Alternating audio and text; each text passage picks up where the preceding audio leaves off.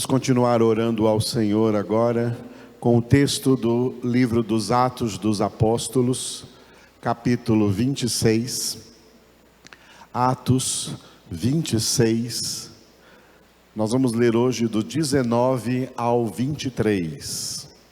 Amém?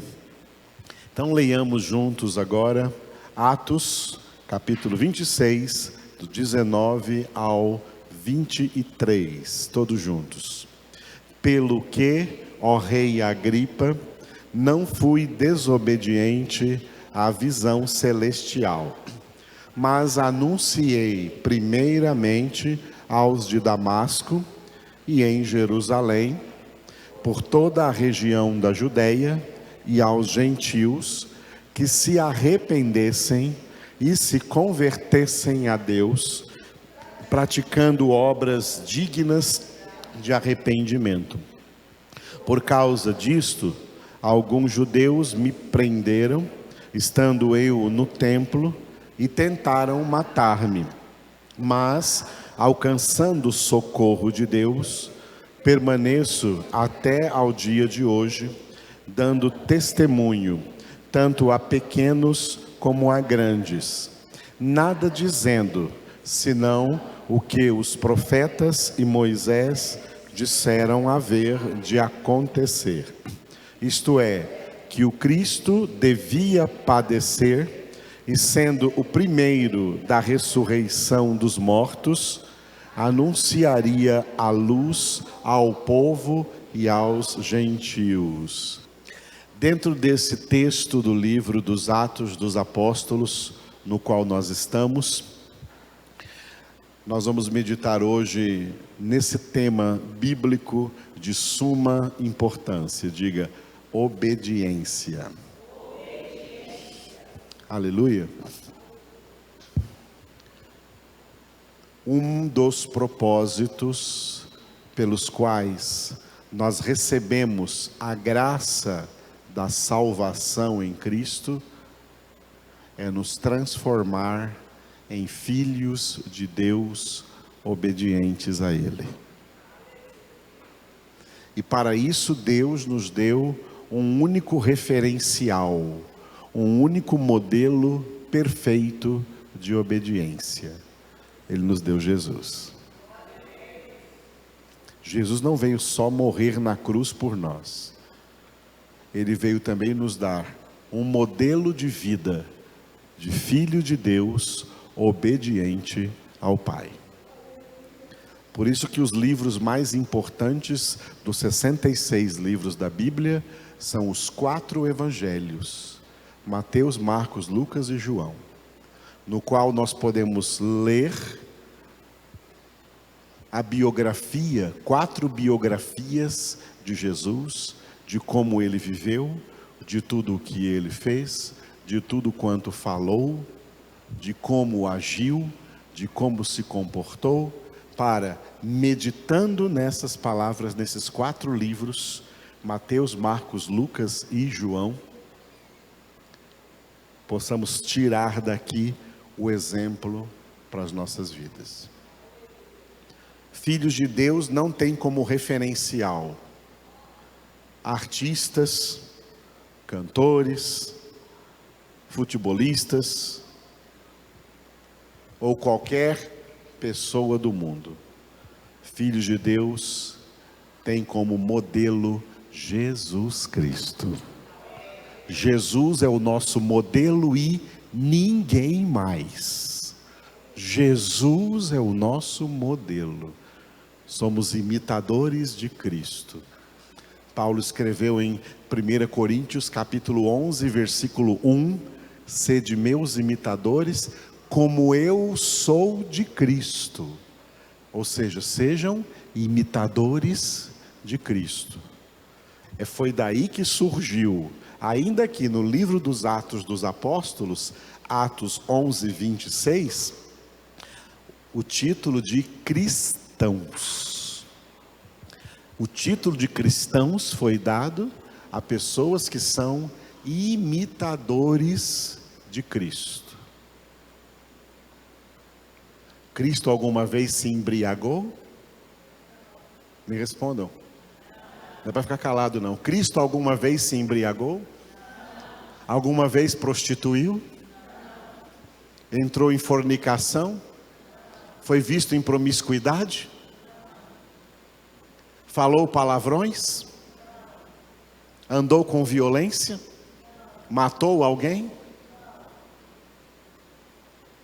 Falou alguma mentira? Todas essas respostas, por mais perguntas que eu faça aqui, serão não. Por isso, Jesus é o nosso modelo, ninguém mais.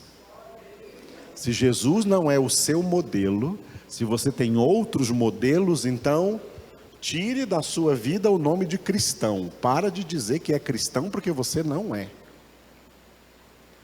Cristão é imitador de Cristo, é seguidor do exemplo, do modelo, do referencial de Jesus Cristo. Amém? Ele é o nosso modelo de obediência. Por isso, obediência é um tema muito forte dentro da palavra de Deus. É um tema que faz parte de duas teologias bíblicas muito importantes. A salvação. Sem obediência não haverá salvação, viu, irmãos? Saiba disso. Sem obediência, sem salvação. Entra na obediência e não saia mais dela. Obedeça. Custe o que custar e doa o que doer. Obedeça. Quem obedece não erra. Quem obedece acerta. Aleluia. E a teologia bíblica da comunidade dos salvos, a eclesiologia, a igreja do Senhor Jesus Cristo, a igreja eleita de Cristo Jesus, Jesus sentado à direita do Pai e juntamente com o Pai, olhando para a terra, a única igreja que ele vê, ele não vê placas, ele não vê templos, ele não vê denominações. A única igreja que Jesus vê são os filhos e filhas obedientes à palavra de Deus. Aí Jesus olha para o Pai e fala assim: olha lá, Pai, aquela lá é a nossa igreja. Aquelas pessoas obedientes ali são a nossa igreja. Aquela multidão de desobediente ali não é igreja, não. Pode estar cantando, barulhando, pulando, caindo, fazendo muito barulho. Não é igreja, não. Igreja é quem obedece a Deus. Obediência. Aleluia. Obediência. Os verdadeiros adoradores, que adoram o Pai em espírito e em verdade, são os que obedecem. O diabo entrou na cabeça dos crentes para convencê-los nas últimas décadas que adoração é música, que adoração é cantar e tocar. Não é não, amados.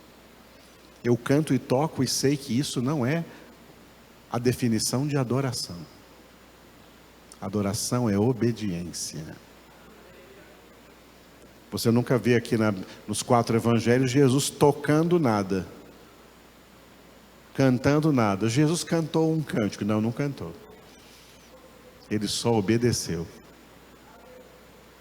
Agora, quem obedece de verdade a Deus, esse é verdadeiro adorador, porque é adorador em tudo quanto faz, porque é obediente em tudo quanto faz, inclusive quando canta. Agora, se não é obediente em tudo quanto faz, não é quando canta que está adorando, está profanando, envergonhando o nome de Deus, sujando o nome de Deus, apresentando fogo estranho diante de Deus. E Nadab e Abiú, filhos de Arão, que apresentaram fogo estranho, morreram na hora. Os de hoje não morrem na hora fisicamente, porque eles já estão mortos espiritualmente. Pior morte do que a física é a espiritual. Então, vamos entender nesse tema de hoje aqui a obediência requerida por Deus. Por isso eu sei que essa congregação nesse momento é uma congregação plenamente agradável ao Senhor, porque nós vamos aprender mais sobre obediência. E é esse o seu plano, o seu propósito na nossa salvação. O texto que nós lemos está dentro desse texto maior, no capítulo 26, que vai do versículo 1 ao 29, cujo título é, diga, Testemunho de Paulo. Testemunho que Paulo deu de Cristo Jesus, diante de autoridades romanas, civis, políticas romanas, e autoridades religiosas que eram os judeus, que estavam ali para condená-lo à morte. E diante deles, Paulo deu testemunho de Cristo Jesus. Esse texto está dividido assim: o desenvolvimento do testemunho, do 1 ao 23, nós estamos colhendo palavras de Deus aqui dentro desse desenvolvimento. O versículo 24 sozinho é uma interrupção que o governador romano Festo, fez, interrompendo Paulo, e essa interrupção tem elementos interessantes para a nossa reflexão quando chegarmos nela. E depois dessa interrupção, Paulo fez a conclusão do seu testemunho, nos versículos de 25 a 29. Nós estamos aqui ainda dentro do 1 ao 23, do versículo 1 ao versículo 23, estamos no último parágrafo, por isso que nós lemos esse último parágrafo, do versículo 19 até o versículo 23, mas hoje nós vamos ver apenas essa frase que Paulo disse no versículo 19, Atos 26, 19. Pelo que, ó rei Agripa, não fui desobediente à visão celestial. Repitam.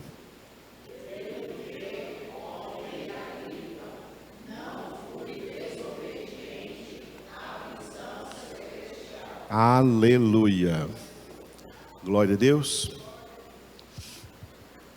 O apóstolo Paulo, antes da sua conversão, ele foi um judeu de uma das seitas, de um dos partidos do judaísmo, chamado a seita dos fariseus. Para eles não é considerada seita, Os fariseus eram uma ala religiosa dos judeus. A Bíblia cita duas dessas alas que havia: os fariseus, os saduceus, mas não cita outros que havia, como por exemplo os essênios e assim por diante. Mas Paulo era de uma divisão, um partido muito radical do judaísmo, chamado de os fariseus. Os fariseus se vangloriavam de ser pessoas, muito obedientes à Torá, muito obedientes à lei de Moisés, Embora, quando Jesus falou com eles, em Mateus capítulo 23, Jesus os chamou de raça de víboras, de cobras venenosas, de sepulcros caiados, porque eles, sim, nas suas sinagogas aos sábados, eles pregavam a lei, colocando grandes fardos, grandes obrigações sobre a vida das pessoas que frequentavam as sinagogas, os judeus que frequentavam as sinagogas, mas eles mesmos não praticavam aquilo que eles ensinavam. Por isso Jesus chamou eles de: vocês são hipócritas. E depois Jesus falou para os seus discípulos assim, olha, se vocês ouvirem esses fariseus aí pregando, pode fazer tudo o que eles estão pregando, que eles estão pregando certo. Estão pregando a lei de Deus, mas não imitem a eles, não façam como eles, não vivam como eles vivem, porque eles pregam, mas eles não vivem. Foi dentro dessa seita dos fariseus que Paulo foi formado numa escola rabínica. As escolas rabínicas surgiram em Israel 200 anos antes de Cristo, quando o judaísmo foi estabelecido como religião oficial de Israel. O judaísmo foi estabelecido como religião oficial de Israel 200 anos antes de Cristo. E aí foram estabelecidas sinagogas, que o que não existia antes, e foram instituídas escolas rabínicas. O que são as escolas rabínicas? Eram escolas que eram dirigidas por um único mestre. Cada escola tinha um único mestre. Diferente das escolas de hoje. Nas escolas de hoje tem um professor para cada matéria. Nas escolas rabínicas em Israel tinha um professor para todas as matérias. E os alunos, que eram chamados de discípulos, eles moravam com esses professores, que eles chamavam de rabi, que em hebraico significa mestre. Eles moravam com os seus mestres. Eles inclusive serviam os seus mestres como se os discípulos fossem até servos, escravos desses mestres, tá? Faziam trabalhos, arrumavam a casa deles, trabalhavam na casa deles e aprendiam deles todas as coisas, especialmente as 3 partes do Antigo Testamento. Eles aprendiam a Torá, os Nebiim e os Ketuvim. A Torá é a lei, os Nebiim são os profetas e os Ketuvim, os salmos e os livros da sabedoria.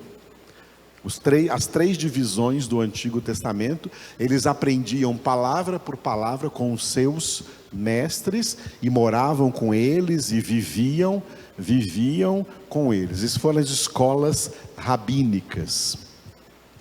Uma delas apenas é citada, uma dessas escolas é literalmente, explicitamente citada aqui no livro dos Atos dos Apóstolos, que é a escola do Rabi Gamaliel. O apóstolo Paulo estudou aí, foi formado aos pés de Gamaliel. E segundo a história, tá, a história judaica e a história da igreja, a escola de Gamaliel era a escola mais exigente, mais difícil que existia na época. Tinha outros. Jesus disse que Nicodemos era um mestre. Tu és mestre em Israel e não sabes essas coisas? Então Gamaliel também tinha lá a sua escola rabínica e tinha os seus discípulos, tá? Havia outras escolas, como a escola de um famoso judeu para os judeus. Conhecem a famosa escola do judeu chamado Hillel, que não é citado na Bíblia. O judeu Hillel tinha uma escola rabínica. Só que os discípulos que podiam ter um mestre, eram apenas filhos de famílias abastadas, filhos de famílias ricas, tá? As pessoas de baixa renda, pessoas de famílias pobres ou classe baixa ou classe média, essas crianças, esses meninos, aliás, as escolas rabínicas não eram para meninas, era só para meninos, tá? Só rapazes, só meninos. Meninas não estudavam, não eram admitidas nas escolas rabínicas, tá? E os outros meninos, juntamente com as meninas em geral, ricas ou pobres, né, aprendiam aos sábados nas sinagogas. Nas sinagogas era o lugar deles aprenderem, os que não frequentavam escolas rabínicas. Mas os que frequentavam escolas rabínicas andavam, viviam com os seus mestres 24 horas por dia, tá? 24 horas por dia, né? E quem sustentava, quem dava apoio para eles poderem ficar ali 24 horas por dia, eram suas famílias ricas, que então doavam aí, né? Pagavam a esses rabinos, ou a esses rabis, né, o preço para ele cuidar bem dos filhos e criar os seus filhos. Eles criavam, não apenas ensinavam as palavras, mas educavam, criavam, chamavam atenção, disciplinavam, castigavam e assim por diante, tá? O rabi fazia tudo isso nas escolas rabínicas. E Paulo, que era o Saulo de Tarso, na Sicília, mas ele era judeu, era um israelita, ele era da tribo de Benjamim, então, era de uma família rica, e sendo de uma família rica, ele foi desde criança, aluno, discípulo deste mestre judaico, chamado Gamaliel. E com certeza, Saulo de Tarso é alguém que, né, se tornou nessa escola de Gamaliel um dos melhores alunos desse mestre. Um dos melhores alunos desse mestre, porque ainda sendo jovem, ainda sendo novo, ainda sendo bastante novo, ele chegou a fazer parte do Sinédrio. O Sinédrio, que é o conselho de sacerdotes que julgavam as pessoas, faziam julgamento dos judeus. Quando o judeu era disciplinado, ele era levado num tribunal da sinagoga, e ali o Sinédrio, os sacerdotes reunidos, julgavam essa pessoa pelo erro que ela cometeu e davam a ela uma disciplina de acordo com a lei de Moisés. E assim que Estevão, o diácono Estevão, em Atos capítulo 6, que aparece em Atos capítulo 6, foi levado preso, porque antes de ser cristão, Estevão era judeu. E como ele se tornou cristão, estava pregando em toda Jerusalém o nome de Jesus, e operando milagres em nome de Jesus, os judeus o prenderam e o levaram para o Sinédrio, para ele ser julgado ali por aqueles conselho de sacerdotes. E o sacerdote, para fazer parte do conselho, tinha que ter acima de 60 anos de idade. Mas naquela época eles abriram uma exceção para Saulo de Tarso, porque ele tinha sido o melhor aluno de Gamaliel, e Gamaliel mesmo apresentou esse rapaz, apesar de estar longe de fazer 60 anos, ele tem toda a capacidade de ser um membro aí do Sinédrio, e Saulo de Tarso estava lá no Sinédrio. E esse Saulo de Tarso que estava lá no Sinédrio, né, ele ouviu tudo que Estevão pregou.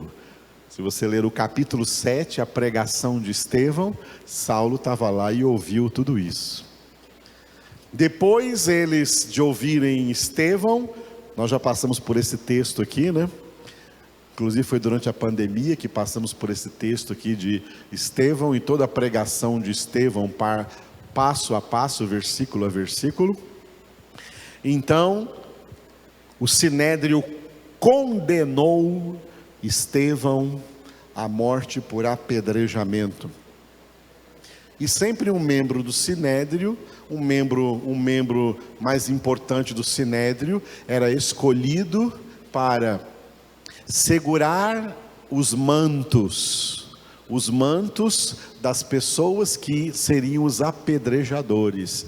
E o escolhido foi Saulo de Tarso. Ele segurou os mantos, um sinal de aprovação a esse apedrejamento, um sinal de que ele estava ali como autoridade do sinédrio, aprovando o apedrejamento de Estevão. Saulo ali segurou os mantos. Depois que Estevão foi apedrejado e morreu, capítulo 7 de Atos, no capítulo 8 começa dizendo que explodiu uma tremenda perseguição contra os cristãos, e o principal líder desta perseguição foi o Saulo de Tarso, arrastando pessoas de suas casas, levando-os à prisão e levando-os à morte por terem sido convertidas por Deus a Jesus Cristo e se proclamarem cristãos testemunhas de Cristo Jesus.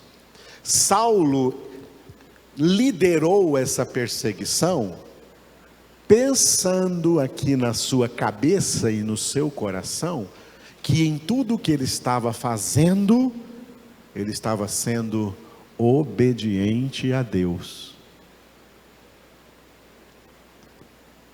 Por isso, Saulo de Tarso, antes da sua conversão, que se deu aqui em Atos 9, ele não era um qualquer, um pecador qualquer, mas ele era um pecador formado por uma religião muito forte, na qual ele aprendeu o que é obedecer.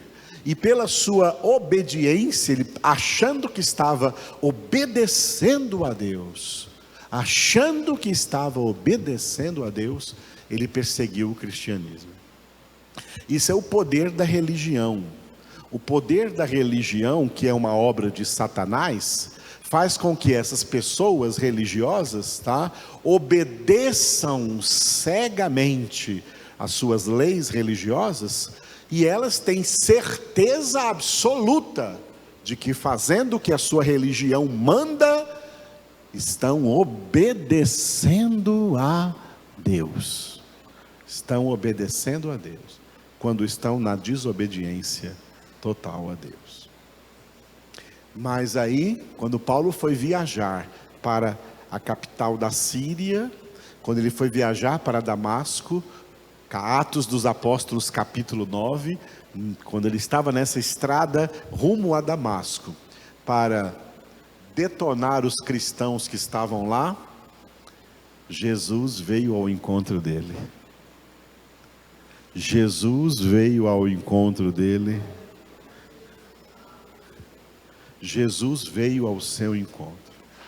Amados, uma real conversão, ela não acontece porque alguém foi ao encontro de Jesus. Uma real conversão acontece porque Jesus veio ao seu encontro.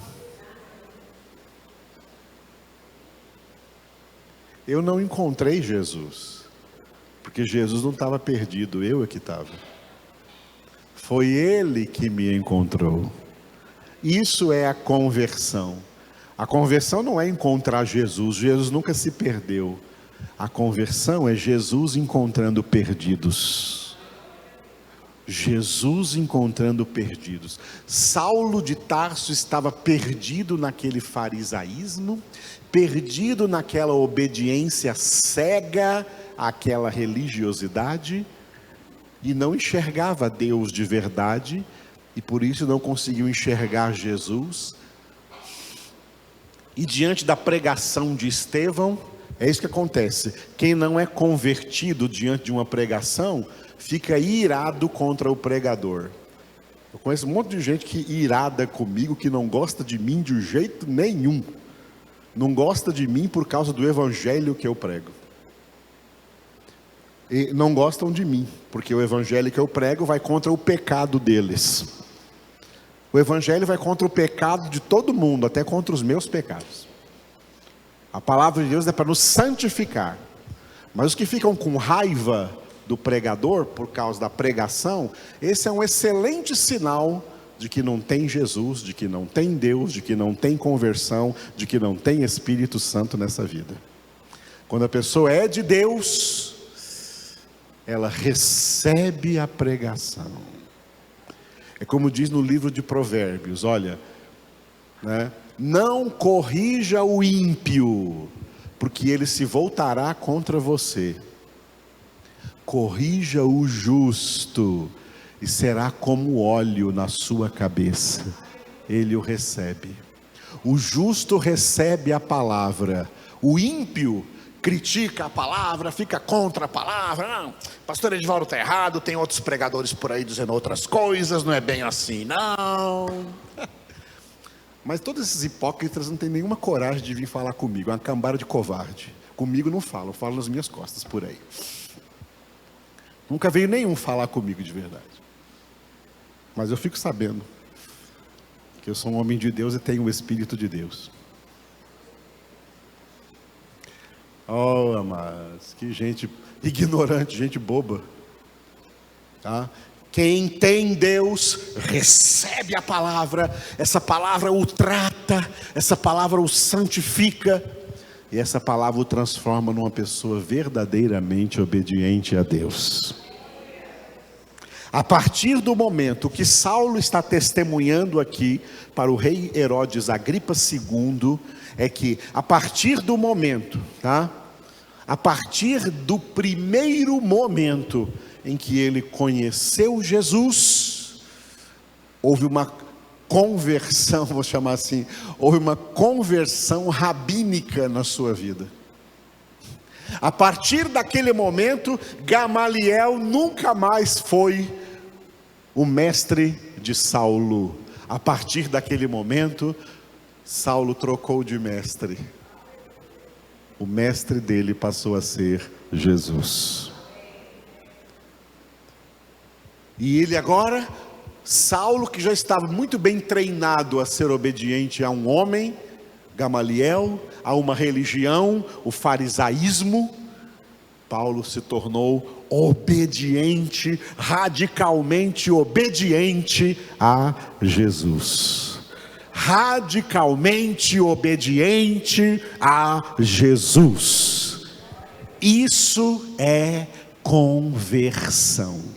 Conversão torna alguém radicalmente obediente a Jesus, radicalmente obediente à palavra de Deus, que ele recebeu a partir do primeiro minuto da sua conversão. Quando Paulo fala que a visão celestial é porque Jesus apareceu para ele ali. Mas essa visão celestial representa para nós tudo que Deus mandou do céu para nós, a sua palavra, o maná que caiu do céu. A palavra já chegou em nossas mãos, a palavra já chegou em nossas mentes, nós já ouvimos palavra, nós já recebemos palavra. E sabia que você é responsável por aquilo que você ouviu? Quando você ouviu alguma coisa, você se torna responsável por isso que você ouviu. Se você não quer ser responsável por isso que você está ouvindo, então você descarta essa palavra da sua vida para sempre. Mas se você quiser ser de Deus e salvo, você abraça essa palavra para sempre. E desde o momento da sua conversão, se torna alguém obediente ao Senhor, obediente à sua palavra.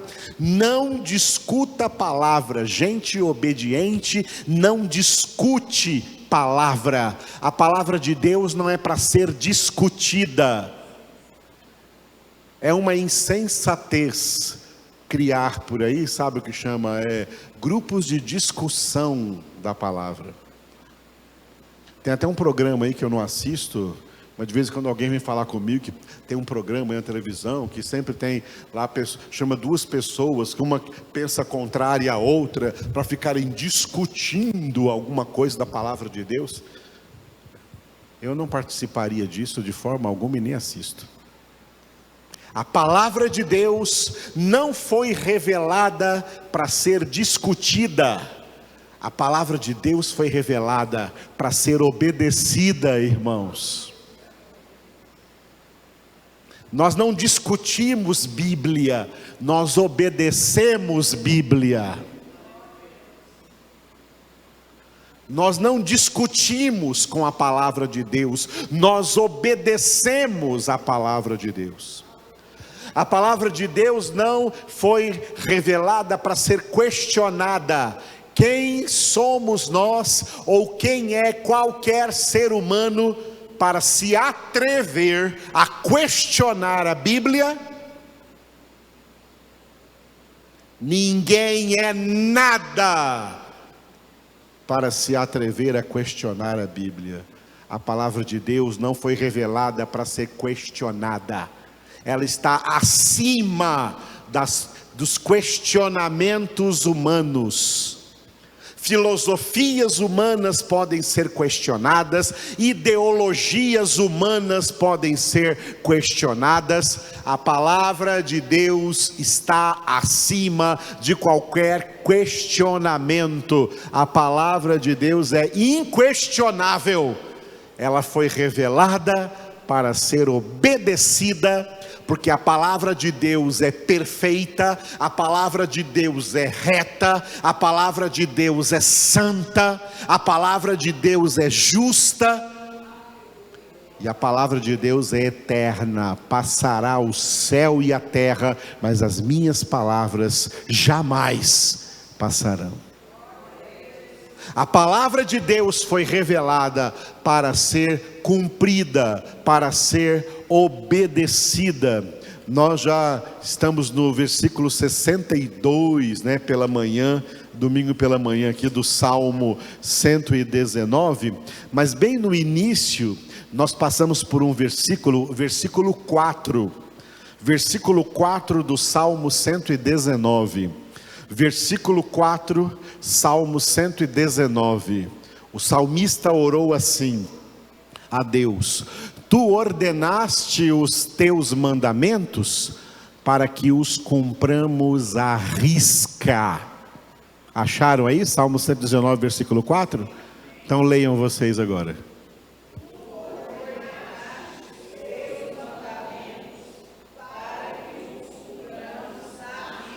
Aleluia. O salmista falou assim, Tu ordenaste os teus mandamentos para que nós os discutamos. Ele disse isso? Tu ordenaste os teus mandamentos para que nós os questionemos. Ele disse isso? Ele disse: Tu ordenaste os teus mandamentos para que os cumpramos.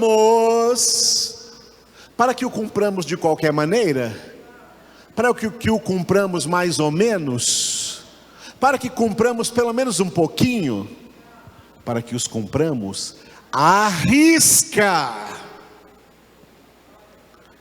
Deus procura na obra da salvação de nossas vidas plena obediência da nossa parte.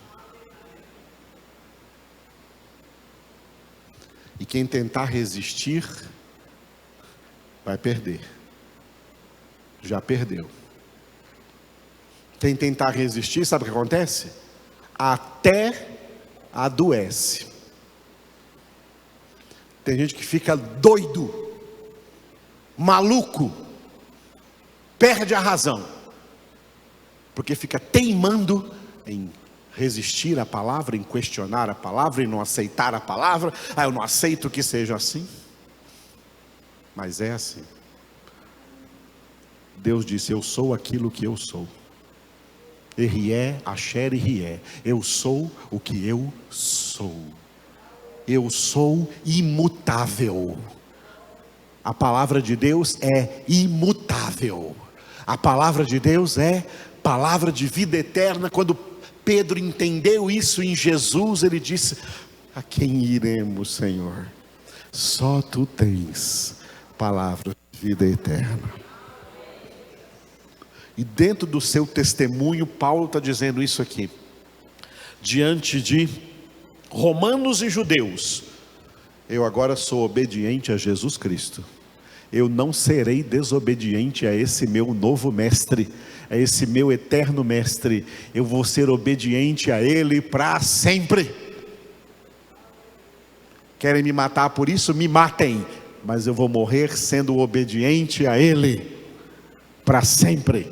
Obediente à sua palavra. Obediente a tudo o que Ele nos ensinou na sua palavra. Eu sou discípulo de Jesus. Essa é mais do que uma escola rabínica. Essa é a escola da fé. Crentes em Cristo Jesus são obedientes a Cristo Jesus. Cristo Jesus mandou não adulterar, eu não adultero. Cristo Jesus mandou não divorciar, eu não divorcio. Cristo Jesus mandou eu não trair a minha esposa, eu não vou trair a minha esposa.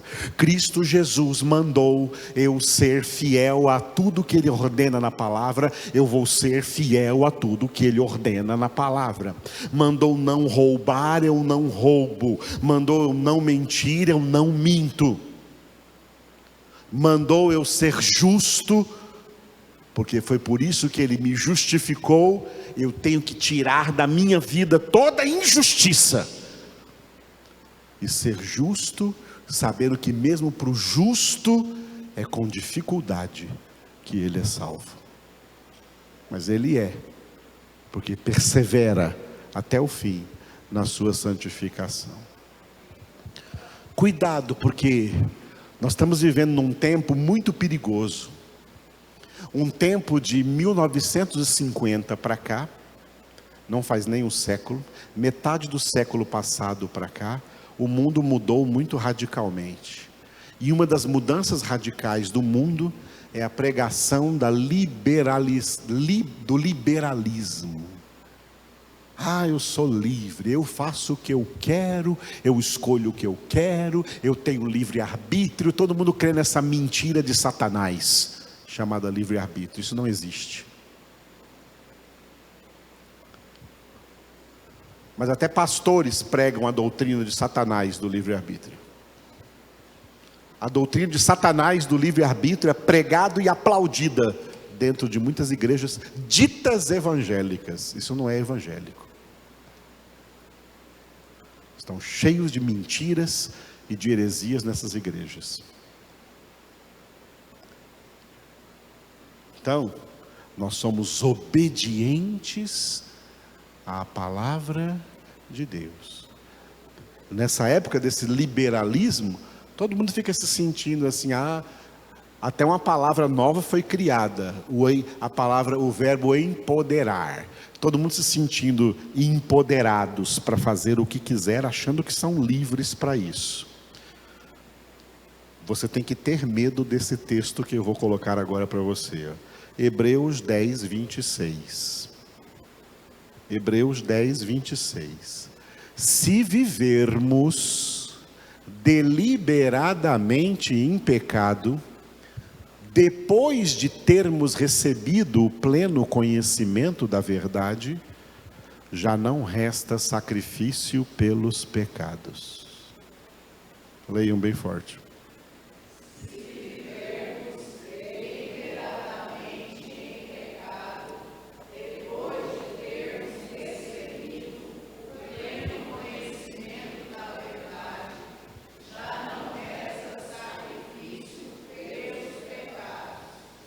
Termina com reticências, depois você lê o versículo 27 para você ver. É uma expectação de condenação. Quando Paulo disse, não fui desobediente à visão, ele estava dizendo, bom, uma vez que eu conheci Jesus, eu não fui mais desobediente a Ele. Porque depois de conhecer, depois de ter recebido o pleno conhecimento da verdade, depois de conhecer Jesus, ainda quer viver em pecado? Deliberadamente? Pensando que é livre para isso?